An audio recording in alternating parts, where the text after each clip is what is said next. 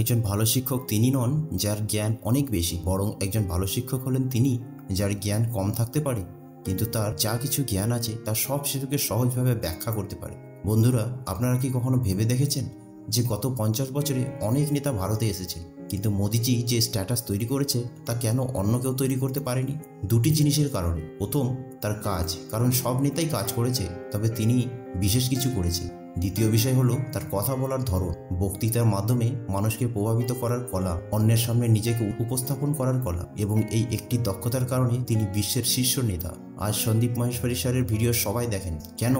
কারণ তিনি মানুষকে ভালোভাবে প্রভাবিত করতে পারেন। আমরা সবাই তার কথা বলার ধরন এবং ব্যাখ্যা করার পদ্ধতিটি খুব পছন্দ করি। তাই আপনি জীবনে যা কিছু করতে চান, আপনি নতুন বন্ধু তৈরি করতে চান, কাউকে অ্যাট্রাক্ট করতে চান, রাজনীতিতে যেতে চান, কোথাও বক্তৃতা দিতে চান, ইন্টারভিউ দিতে চান, মিটিং করতে চান, ইউটিউবার হতে চান, এই একটি স্কিলই আপনাকে একজন ভালো মানুষ হতে সাহায্য করবে। আর সেই স্কিলের নাম হলো কমিউনিকেশন স্কিল, কথা বলার স্কিল। যে কেউ এই স্কিল ভালোভাবে শিখবে সে সারা বিশ্বে শাসন করবে এবং লোকেরা তার কথা শুনবে। এই স্কিল বিশ্বের সমস্ত স্কিলগুলিকে ছাড়িয়ে যায়। তাই আজকের ভিডিওতে আমি আপনাদের সাথে এমন কিছু পয়েন্ট শেয়ার করব যা আপনার কমিউনিকেশন স্কিলকে উন্নত স্তরে নিয়ে যাবে। ফার্স্ট পয়েন্ট, প্রাসঙ্গিক হন। যখনই মানুষ মনে করবে বা বুঝতে পারবে যে তুমিও তো আমার মতো, তখনই মানুষ তোমাকে পছন্দ করবে। আপনার সামনের মানুষটির যদি ঠাট্টা করে কথা বলার অভ্যাস থাকে তাহলে আপনিও মজা করে কথা বলুন, সে আপনাকে পছন্দ করবে। সামনের মানুষটি যদি একটু সিরিয়াস হতে পছন্দ করে তাহলে তার সাথে সিরিয়াসভাবে কথা বলা উচিত। তিনি অনুভব করবেন যে তিনি আমার মতো, আমার লেভেলের একজন ব্যক্তি, এবং তিনি আপনাকেও পছন্দ করবেন। আমি আপনাদের একটি খুব ভালো উদাহরণ দিচ্ছি। আপনারা নিশ্চয়ই দেখেছেন যে মোদিজি যখনই কোথাও বক্তৃতা দিতে চান তিনি প্রথমে সেখানকার মানুষ এবং তাদের সংস্কৃতিকে পুঙ্খানুপুঙ্খানুভাবে অধ্যয়ন করেন এবং সেখানকার মাতৃভাষা দিয়ে বক্তব্য শুরু করেন। এছাড়া তিনি যে রাজ্যেই যান না কেন তিনি সেখানকার পোশাক পরেন। এটা সহজ মানে হচ্ছে যেখানকার মানুষ যেমন তোমাকেও তেমন হতে হবে, যাতে লোকে মনে করে সে আমার মতোই, আমার সংস্কৃতি এবং আমাকে সম্মান করে। এটি যে কোনো ব্যক্তিকে ইমপ্রেস করার একটি খুব পাওয়ারফুল টেকনিক, যে আপনার সামনের ব্যক্তি যেমন আপনিও তেমনই হয়ে যান। সেকেন্ড পয়েন্ট, শোনার অভ্যাস। একটি খুব সহজ এবং শক্তিশালী কৌশল, এবং এই দক্ষতা শুধুমাত্র কমিউনিকেশনের জন্যই প্রয়োজন নয়, বরং এটি যে কোনো সফল নেতার একটি অত্যন্ত গুরুত্বপূর্ণ গুণ, আর সেটা হচ্ছে লিসেনিং, অর্থাৎ শোনা।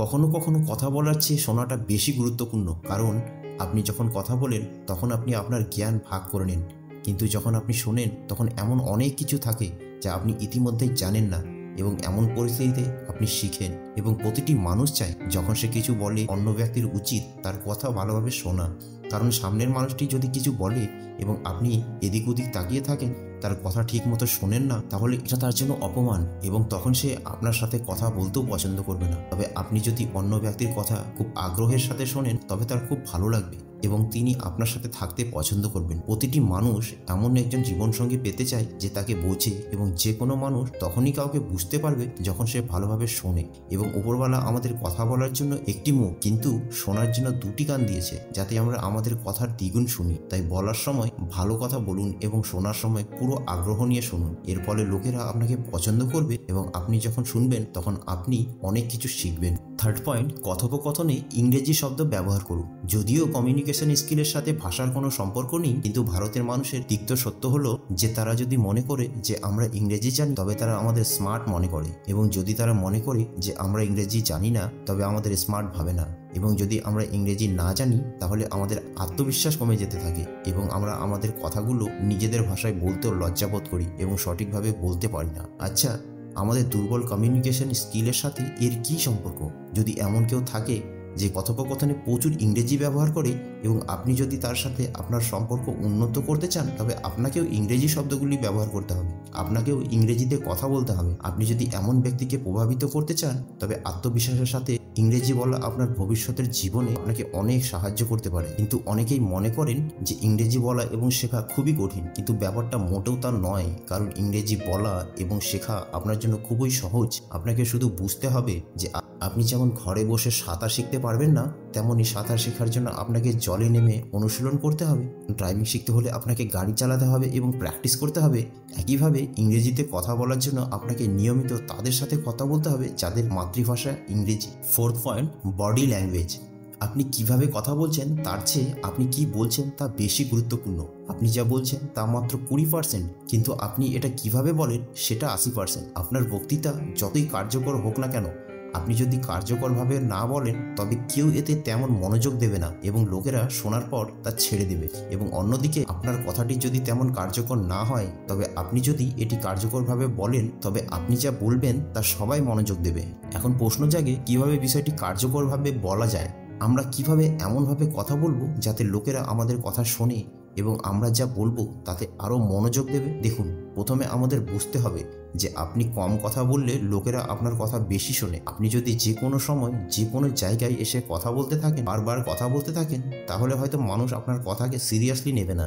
তাই সবার আগে আপনাকে বুঝতে হবে যে যেখানে প্রয়োজন সেখানেই কথা বলুন এবং ভালো কথা বলুন। এরপর যখনই কথা বলবেন ধীরে ধীরে বলবেন। আপনার কণ্ঠের স্বর কখনো আপ এবং কখনো ডাউন রাখুন এবং সবচেয়ে গুরুত্বপূর্ণ বিষয় হলো আপনার বডি ল্যাঙ্গুয়েজ ব্যবহার করুন। আপনার মুখের পাশাপাশি আপনার শরীর এবং হাতও কথা বলতে হবে। স্মার্ট ব্যক্তিদের একটি বড় লক্ষণ হলো তারা যখনই কথা বলে তারা অবশ্যই তাদের বডি ল্যাঙ্গুয়েজ ব্যবহার করে এবং এটি তাদের কথাবার্তাকে খুব কার্যকর করে তোলে। আপনি বডি ল্যাঙ্গুয়েজ এবং হাতের অঙ্গিভঙ্গি ব্যবহার শুধুমাত্র টাইম এবং প্র্যাকটিসের সাথে কথা বলার মাধ্যমেই শিখবেন। তবে আমি আপনাকে কিছু টিপস দিতে চাই যা মেনে চললে আপনার বডি ল্যাঙ্গুয়েজে একটা আলাদাই আভা পাবে। প্রথম পরামর্শ, আপনার মুখে হাসি রাখুন। দ্বিতীয়, আই কন্ট্যাক্ট বজায় রাখুন। তৃতীয়, আপনার হাত ব্যবহার করুন। চতুর্থ, ঘাড় নড়াচড়া করুন। এবং পঞ্চম, আপনার শরীরের ভাষা ক্লোজ না করে খোলা রাখুন। এই ছোট ছোট কাজগুলো করলে আপনার বডি ল্যাঙ্গুয়েজ ভালো হবে। আর একটা জিনিস মনে রাখতে হবে যে আপনার বডি ল্যাঙ্গুয়েজ যেন অন্যদের নার্ভাস মানুষের মতো না দেখায়। আপনার বডি ল্যাঙ্গুয়েজে সর্বদা একটি কনফিডেন্ট থাকা প্রয়োজন।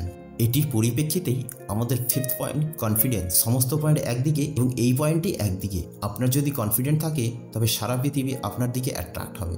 কনফিডেন্ট আপনার কথায়, আপনার বডি ল্যাঙ্গুয়েজ এবং আপনার কথা বলার ধরনে থাকা গুরুত্বপূর্ণ। একজন আন্ডার কনফিডেন্স ব্যক্তিকে কেউ পছন্দ করে না। সে সর্বত্র কোথাও যেতে ইতস্তত বোধ করে, সর্বত্র কথা বলতে ভয় পাবে। কিন্তু তার যদি কনফিডেন্স থাকে তবে সব কিছু ঠিক হয়ে যাবে। এটা না থাকলে সব কিছুই অকেজো। এখন প্রশ্ন আসে, কনফিডেন্স কিভাবে গড়ে উঠবে? দেখুন, যতটুকু কনফিডেন্স আছে তাও সময়ের সাথে বিকশিত হবে এবং কনফিডেন্স আসবে যখন আপনি আপনার ভয়ের মুখোমুখি হবেন। আপনি যদি কথা বলতে ভয় পান তাহলে কথা বলুন এবং আপনি যদি প্রকাশ্যে যেতে ভয় পান তাহলে জনসক্ষমে যান। তাহলে দেখবেন আপনার ভয় চলে যাবে। আর ভয় চলে গেলে আপনার থেকেই কনফিডেন্স আসবে। তাই কাউকে নিয়ে চিন্তা করবেন না। কোনো মানুষই পারফেক্ট নয়। সময়ের সাথে সাথে প্রতিটি মানুষ উন্নত হয় এবং তার ভেতরে কনফিডেন্স গড়ে ওঠে। সিক্সথ এবং শেষ পয়েন্ট, প্রশংসা করুন। আজকাল সবাই একে অপরকে নিচু করতে ব্যস্ত, প্রত্যেকেই একে অপরের দোষ খুঁজতে ব্যস্ত এবং আপনি কাউকে কিছু বলার বা খারাপ কথা বলার প্রভাব কল্পনাও করতে পারবেন না। এটির একটি খারাপ প্রভাব আছে। একই সময়ে আপনি যদি কারোর সাথে দেখা করেন এবং তাদের সম্পর্কে পজিটিভ কিছু বলেন, তাদের প্রশংসা করেন, তবে আপনার কিছু বলা, তাদের সত্যিকারের প্রশংসা করা তাদের দিনটিকে তৈরি করে দিতে পারে। প্রত্যেক ব্যক্তির মধ্যে প্রশংসা করার মতো কিছু না কিছু আছেই। আপনি যদি চান আপনি তার চেহারার প্রশংসা করতে পারেন যে, বন্ধু, আজ তোমাকে খুব সুন্দর দেখাচ্ছে, তোমার হেয়ার স্টাইল বেশ দারুণ লাগছে, তোমাকে এই পোশাকে আশ্চর্যজনক দেখাচ্ছে, তোমার জুতো খুব সুন্দর, তোমার জ্যাকেট খুব সুন্দর এবং তোমার শার্ট এটির সঙ্গে খুব মানিয়েছে। এমন ছোটোখাটো কিছু কথাও তুমি বললে তার পুরো মুডই বদলে যাবে। তুমি তাকে বলতে পারো, বন্ধু, তুমি সেদিন আমাকে যা বলেছিলে তা আমার জন্য খুবই উপকারী ছিল। দেখবে তার পুরো মেজাজ বদলে যেতে পারে, সে খুশি হতে পারে, তার পুরো দিন বদলে যেতে পারে। আপনার কথার কারণে তার পুরো জীবন বদলে যেতে পারে। তাই পৃথিবীতে পজিটিভিটি ছড়িয়ে দিন, ভালো কথা বলুন এবং ভালো থাকুন। সবাইকে সম্মান করুন এবং এটি কমিউনিকেশন স্কিল উন্নত করার সেরা উপায়। তো বন্ধুরা, এই ছিল 6টি পয়েন্ট যা অনুসরণ করে আমরা আমাদের কমিউনিকেশন স্কিলকে একটি আলাদা লেভেলে নিয়ে যেতে পারি। বন্ধুরা, যদি আপনাদের এই ভিডিওটি ভালো লেগে থাকে তাহলে ভিডিওটি লাইক, শেয়ার এবং চ্যানেলটি সাবস্ক্রাইব করে অ্যাজনেটের সাথে যুক্ত থাকুন। ধন্যবাদ। জয় হিন্দ।